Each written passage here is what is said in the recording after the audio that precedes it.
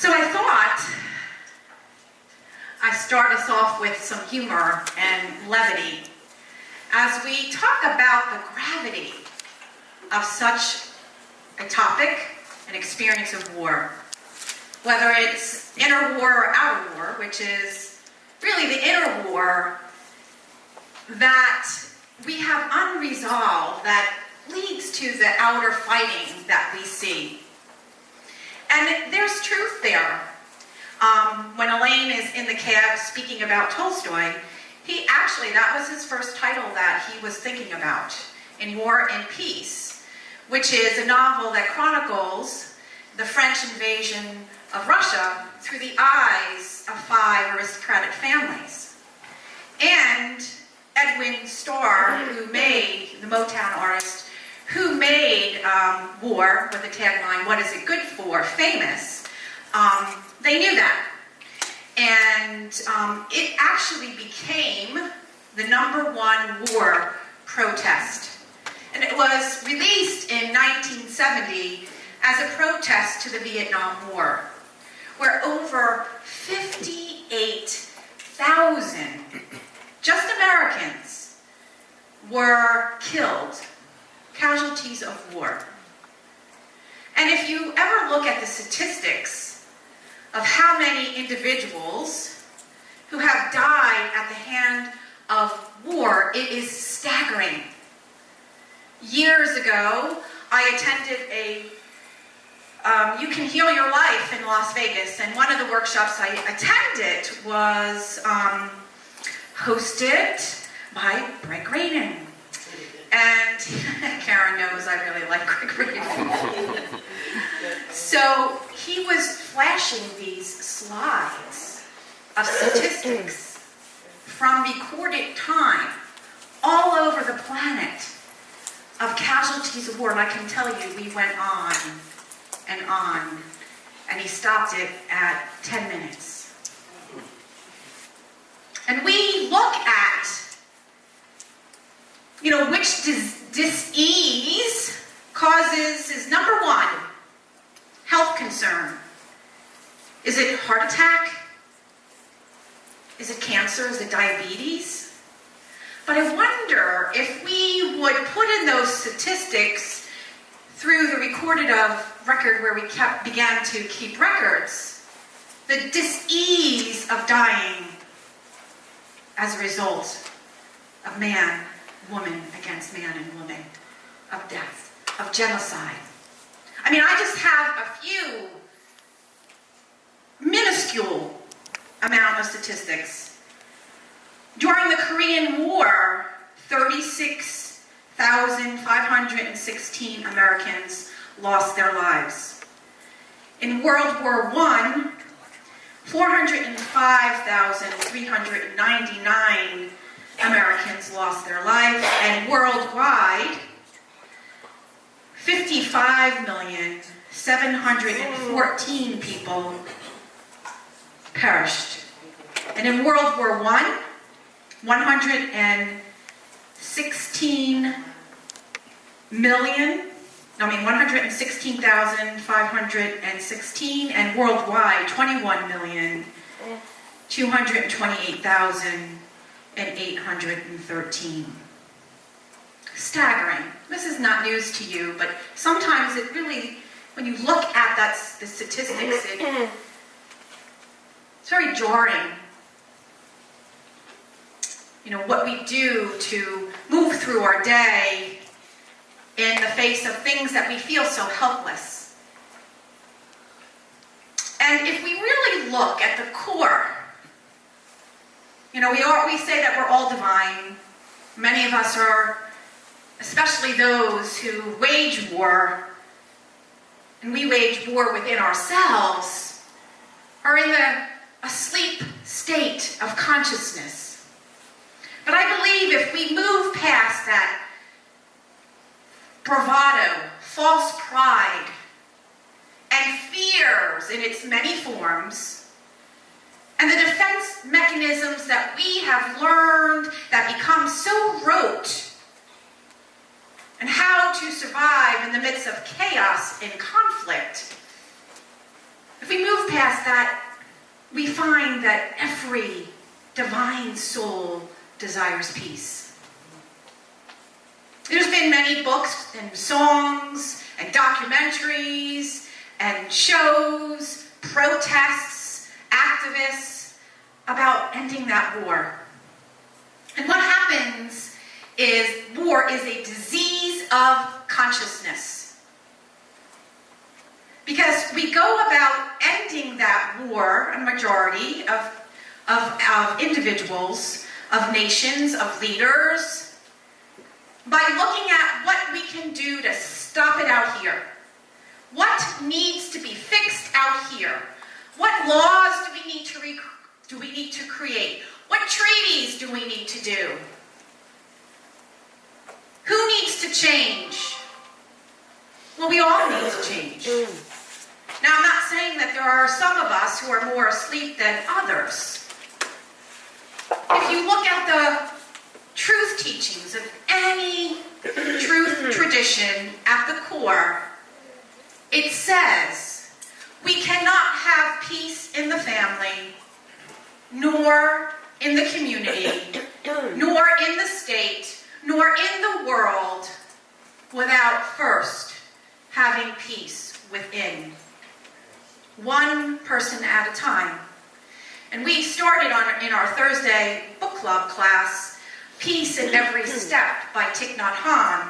And he talks about that false belief that we buy into. And that each individual, one at a time, collectively gathering, knowing that truth. Michael Jackson wrote the song, sung the song, I'm looking at that man or woman in the mirror.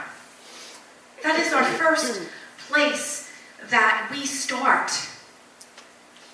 And if you look at all the mystics and the masters from years ago, we see that that is part of their teachings. Jesus professed, as written in John, the Gospel of John, chapter 14, verse 27, peace I leave you, my peace I give unto you. Because when we are embodying that that is within us, because we are vibrational beings, what do we generate out? Have you ever gone through a difficult time and you were wanting to be in touch, either a chaplain or a friend, but somebody that you know that can be steadfast and grounded in the midst of that? It is powerful. And Rumi, remember the entrance door to the sanctuary is inside you. That's one of my favorites. I'm going to say it again. Remember, the entrance door to the sanctuary is inside you. And Buddha, peace comes from within. Do not seek it without. Krishna, calmness, gentleness, silence, self-restraint, and purity. These are the disciplines of mind. And Charles Fillmore, co-creator of Unity. It is the law of spirit that we must be that which we would draw to us. If we would draw to us love, we must be love, be loving and kind. If we would have peace and harmony in our environment, we must establish it within ourselves. And modern day mystics like Thich Nhat Hanh, Desmond Tutu, the Dalai Lama, Pema Chodron, Sai Ma, Marianne Williamson, they speak and teach the same truth. How many of you are aware of Matthew Kahn? He's an author, he's a mystic, a spiritual teacher. He's written 2 books. One of Love Everything That Happens, Love That. And his newest release is Everything That is here to help you. Which is something that we will be exploring And it parallels the unity teachings so magnificently, because when truth is truth, it's truth. If it walks like a duck, quacks like a duck, it sounds, what did I miss? If it looks like a duck, walks like a duck, quacks like a duck, it must be a duck. It must be truth. And his first chapter is entitled, Ending the Inner Conflict. And in order, the very first thing we must do is to have an understanding of consciousness. What is consciousness? Sounds familiar? It is Charles and Myrtle Fillmore's #1 teaching. And consciousness is everything we hold in thought, in belief, in action, in word, and in emotion. It is who we are being. It is who we are vibrating as in every moment. We have a consciousness that is pivotal. We can pivot outside to the world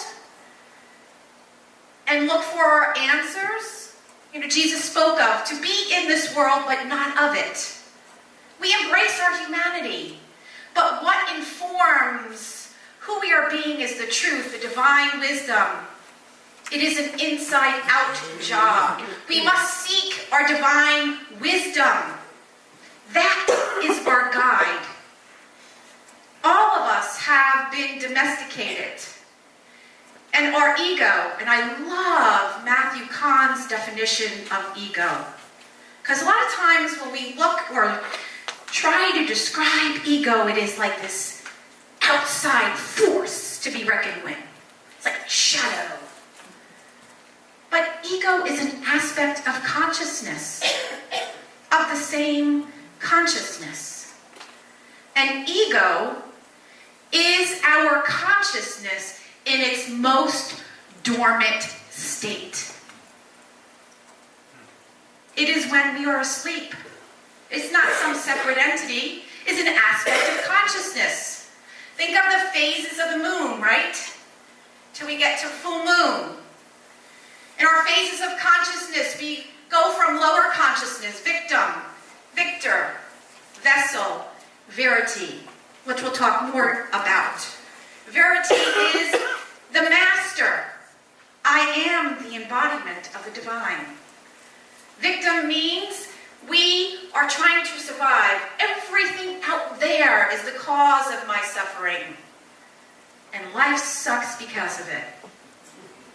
Victor, we start to understand that my thoughts, my words, my consciousness co-creates my reality. And so we begin shifting to that inner world, choosing our thoughts, choosing our words, and living intentionally. And vessel, allow me to be the instrument of thy peace. Let it flow through me, as me. And that as me, I am, is the I am that I am. It is when I know with every fiber of my being, my divinity. Unapologetically, boldly, not with false pride or contention.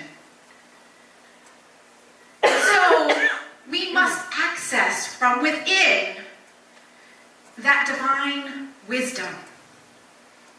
And we have developed that state of consciousness as a survival mechanism to move through our world.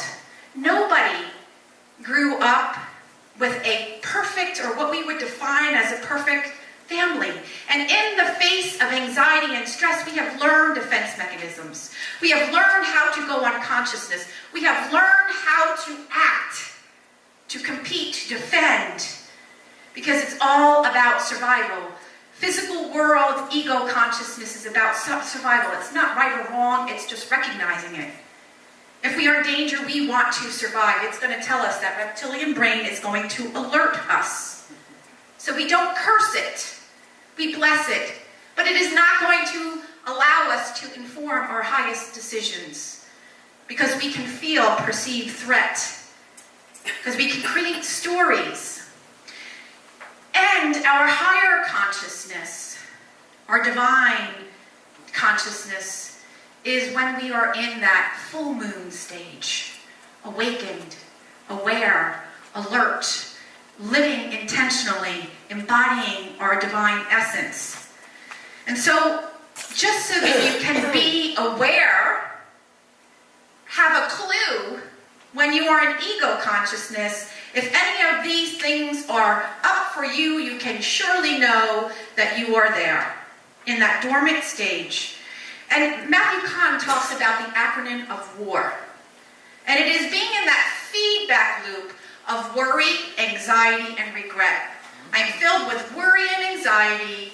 Therefore, that worry and anxiety allows me to anticipate the worst or my greatest fears. And when I am living in that consciousness, I am not showing up in my highest, so therefore now I regret. And there we go, round and round in that inner war.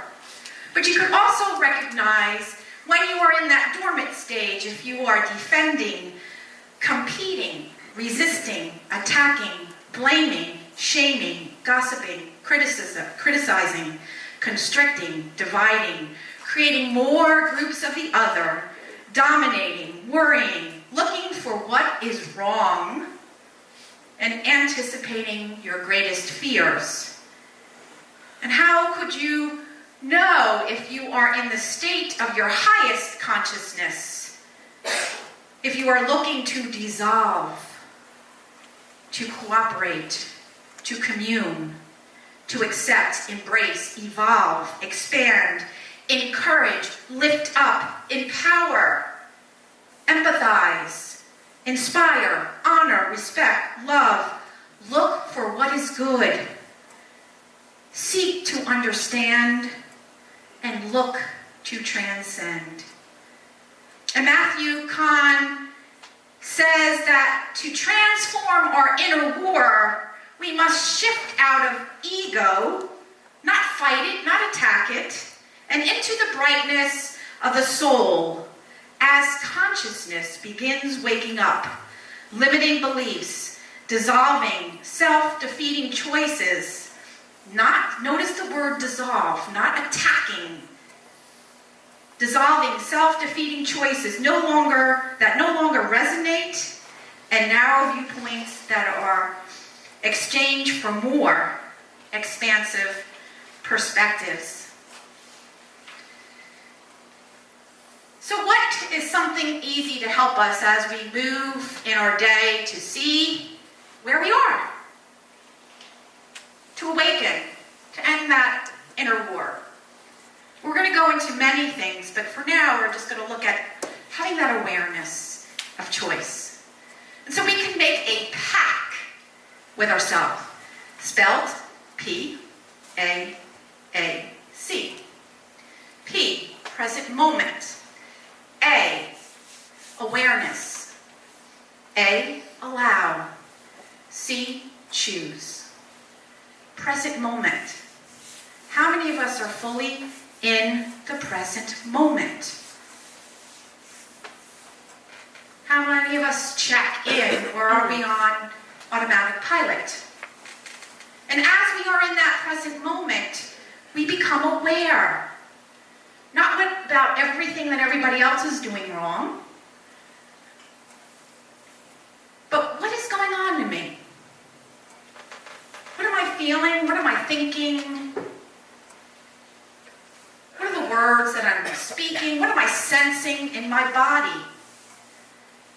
Is it aligned in a defense mechanism? Is it aligned in ego consciousness? Or is it aligned in my divinity? Now, I just gave you a whole list to help you, and I think you already know many of them, to identify when you are in ego, in the more dormant state of your consciousness. But I also want you to recognize the insidiousness of what we call spiritual sometimes. It's like spirituality in wolf's clothing. It's when you read one book after another, you can quote, say, all the spiritual quotes, but you never embody it, fully embrace it. The spiritual path not just skipping along. It involves discomfort. It involves feeling what is. It's like having a classic car in your driveway, polishing it every day, detailing it beyond belief, and never taking it out for a drive. You can see spirituality in wolf clothing or ego clothing when you're more comfortable with the intellect, learning the truths, just like I said before, and you never make the journey from your head to your heart. If I have a service that moves into the feeling nature, and that is uncomfortable for you, it's not right or wrong, and you want to attack or escape, that is your choice, but just notice that you might be more comfortable in the intellect. And then when we look to be righteous, tell everybody how spiritual we are, or try to force our beliefs on someone. And when we see an injustice, we wage a war through aggression instead of standing for something, for being something, for instilling and creating life in something that could expand. So those are all awarenesses of the ego trying to appear as spiritual. When we become tribal, I only feel comfortable in this spiritual group, and everybody out here is wrong. It doesn't mean that we don't have our places where we feel most uplifted. And then the last one in our pack, our second A is awareness. Is allowing. Once I recognize what it is, if I am an ego, if I am divine consciousness, if there's a feeling that needs to surface, what am I moving into choice? What am I willing to do? I will not stuff it. I will choose. Do I need to have assistance with someone? I will choose to sit with it. And as we go to choice, what am I willing to do in this moment to move out of the unawakened state to a more awakened state? What thought can I reach for? What action am I willing to take or let go of?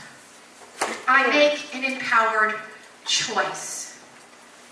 So I ask each one of you to make that pact with yourself. Present moment, awareness of consciousness, allowing what is instead of fighting it, because the ego is not bad. It just is a more asleep phase of consciousness. And then choosing intentionally.